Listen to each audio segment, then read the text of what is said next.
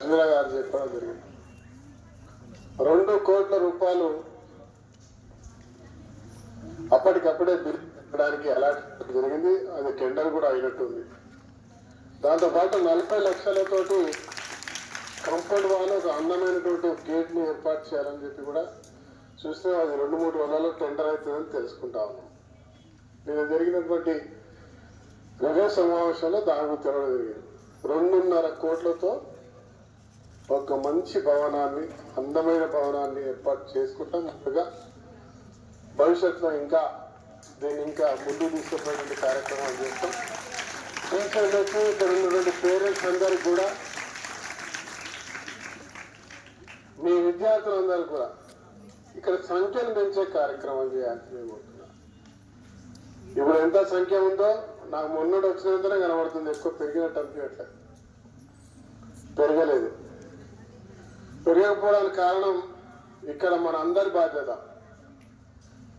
బ్రహ్మాండమైన టీచింగ్ నేను ఇక్కడ చూస్తూ ఉంటా, సోషల్ మీడియాలో అన్ని కూడా activities, cultural activities, English, mathematics మంచిగా విద్యలో రాణిస్తూ ఇతర యాక్టివిటీస్లో, స్పోర్ట్స్లో, ఆర్ట్లో అన్నిట్లో కూడా రాణిస్తూ ఉన్నారు. ఈ స్కూల్ ఒక బ్రహ్మాండమైన స్కూల్. రామగుండంలో ఉన్న నివాసితులందరూ కూడా మన పిల్లలను ఇక్కడికి తీసుకురావాలి. ఇలా నేనే కాదు, చాలా మంది ఇక్కడ నుంచి గొప్ప స్థానాల్లో పోయినటువంటి వ్యక్తులు ఈ విషయం చెప్పుకుంటూ ఇక్కడ అడ్మిషన్స్ తీసుకొచ్చుకున్నటువంటి కార్యక్రమంలో కేవలం టీచర్ల బాధ్యత కాదు, ఈ ప్రాంతంలో నివాసం ఉండే ప్రతి ఒక్క కుటుంబం కూడా ఇక్కడగా అడ్మిషన్ తీసుకొని ఇక్కడే చదువుకునే కార్యక్రమం చేయాలి.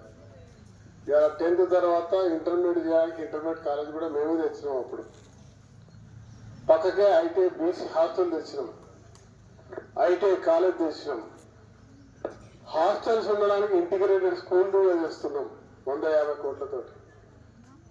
మెడికల్ కాలేజ్ తెచ్చినాం, నర్సింగ్ కాలేజ్ తెచ్చినాం, పాలిటెక్నిక్ కాలేజ్ కూడా తీసుకొస్తా. ఇంజనీరింగ్ కాలేజ్ పక్కకే జేఎన్టీ ఉంది. చదువులకు ఒక హబ్గా మారుతుంది.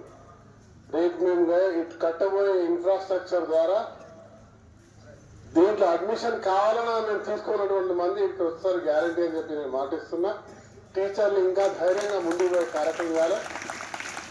జిల్లా పరిషత్ హై స్కూల్లో మేము అడ్మిషన్ కావాలి అని చెప్పి రికమెండ్ చేసే పరిస్థితికి ఈ భవన సముదాయాన్ని, ప్రాంతాన్ని చేసే కార్యక్రమానికి నా బాధ్యతగా కృషి చేస్తానని తెలియజేస్తూ అందరికీ నూతన సంవత్సర శుభాకాంక్షలు. Happy new year. ఓకే.